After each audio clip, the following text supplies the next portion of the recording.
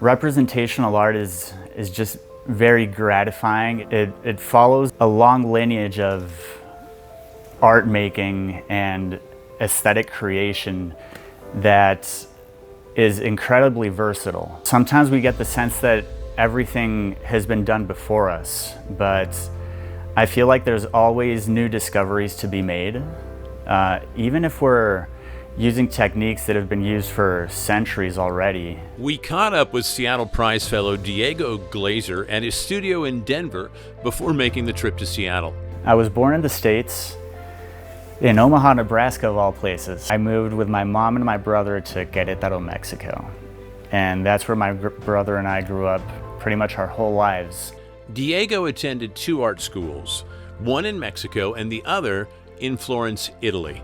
I ended up having this opportunity to go to study in Florence. I chose to study at Angel Academy of Art. I went and did that for 3 years. I went back to Mexico and I said, okay, it's time to try to make some art with my new skills. So I spent 3 years in Mexico doing that. Eventually, I said, you know what? Things are a little stagnant here.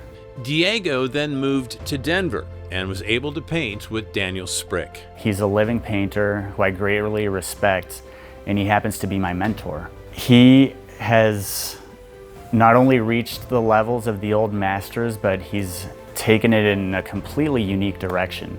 But he saw real opportunities with the Seattle Prize. I would say the main draw to the Seattle Prize would be the fact that it's gonna remove this preoccupation of what I should and shouldn't paint with the goal of making a living.